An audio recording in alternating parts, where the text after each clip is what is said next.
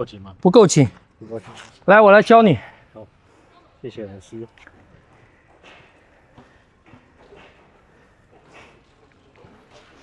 好，回家如果有宽一点的，因为他现在要保护他的脊椎，让他那个脊椎稳定。回家有宽一点的就用宽一点的。扎在哪里呢？你们其他的人 ，Hello， 你们其他的人没有学扎腰的，来听一下。扎腰啊，练武的或以前用力啊，做功的要用力。啊，或者你看那个打拳的要真的要拼命，要打拳了，他要把腰一扎，扎在什么地方呢？扎在肋骨下面，胯骨上面，这一圈没有骨头，就后面只有一个脊椎，这样用可以吗？只有一个脊椎，比较软，就是软的这一块啊。那扎腰。当然，第一个是以前的裤子，以前的裤子是绝对要扎腰的，因为它是没有带子的，它是很宽，这边拉起来，这边折进去，啊，翻过来，然后扎腰，然后再把上面的翻下来，是扎腰。但练武的扎腰呢，第一个是要固定腰椎，稳定腰椎这一块，因为腰椎这一块啊。它除了腰椎以外，它没有其他的辅助的支撑，啊，它只有腰这一块。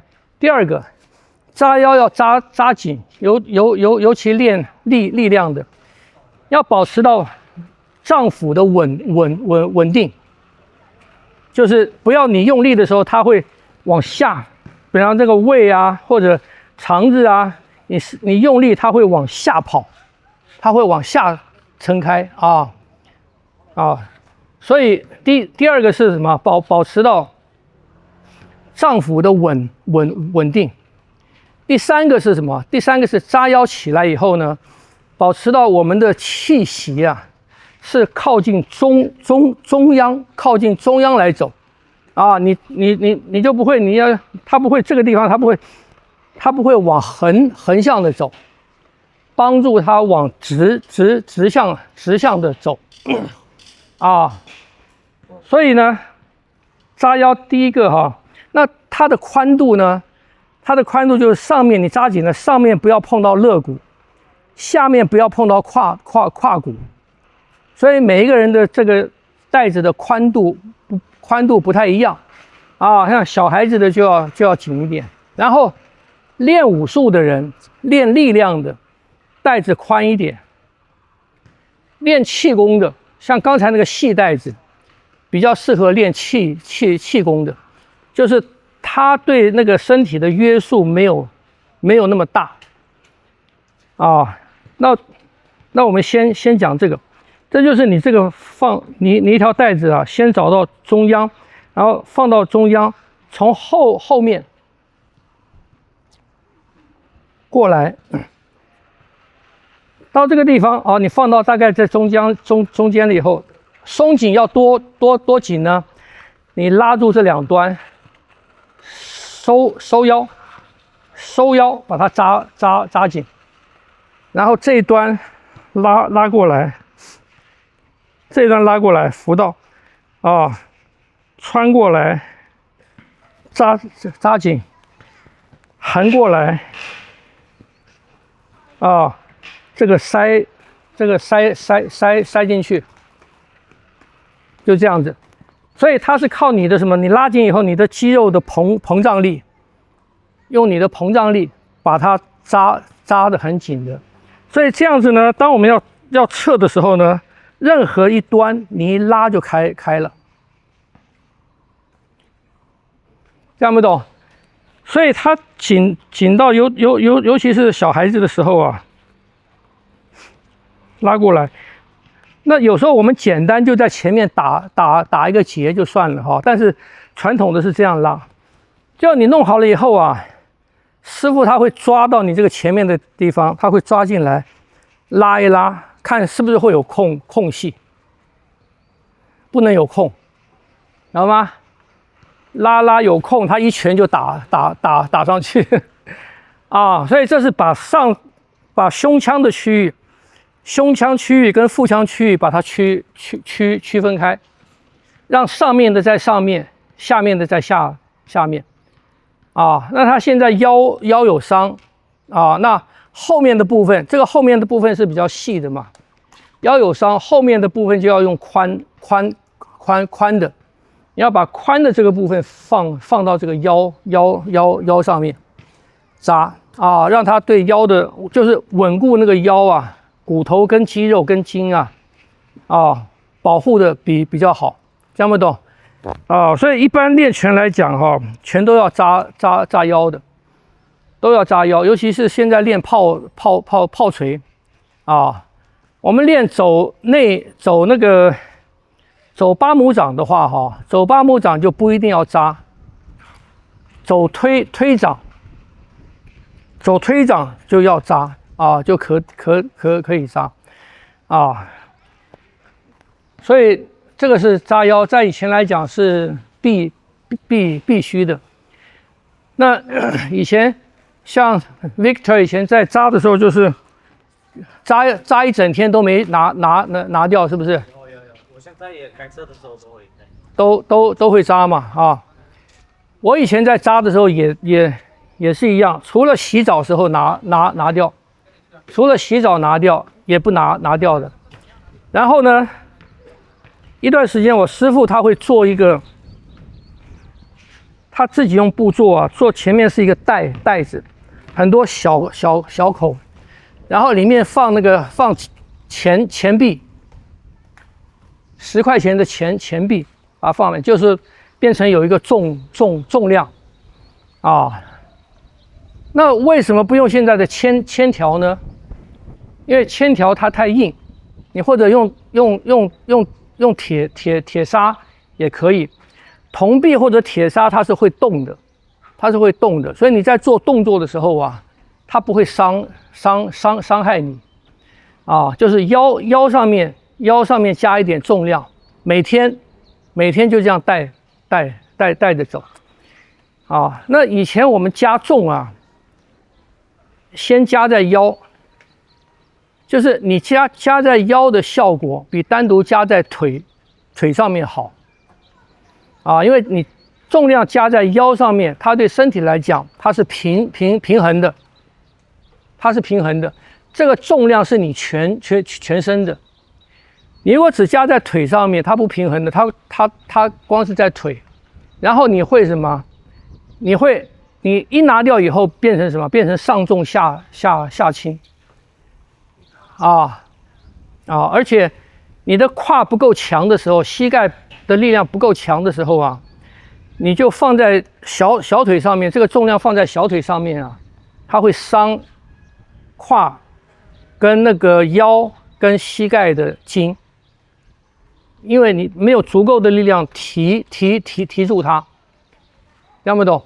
所以我们一开始最安全的是加在腰，然后呢有好像铁背心，这个就可以，你们可以去买，现在有现在有那个背心，它可以加铁砂或者加铅块的。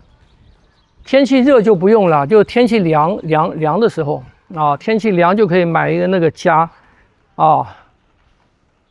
平常上班或者走路就这样子穿着，但是这个也是有一个条件，所有加重的东西都有一个条件，都是你的结构，你先要完成了你的结构，你要有一个稳定的结构，你才可以加重，否则那个重量会伤害你，听不懂？所以加重不要随便加的不要随便加，没有好的结构之前不要加所以现在很多人只是看到影片，看到书上讲，就去练铁砂掌练加重练什么都不对的因为它都是有阶段性的，都是要有条件的所以这个是有关于扎腰顺便提一下加重。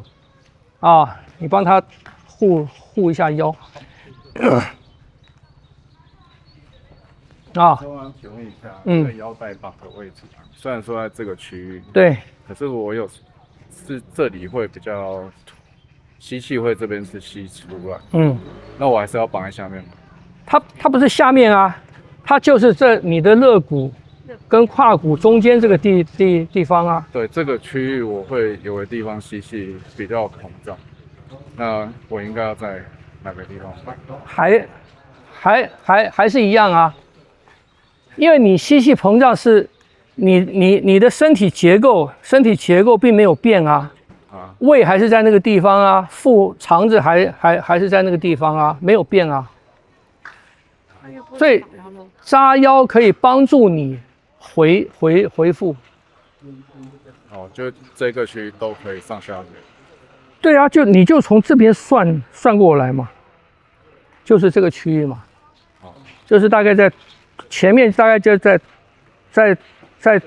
肚脐这边，那你就从这个软的地方嘛，软的地方嘛，这是一条线嘛，这样子嘛，这样子啊。OK。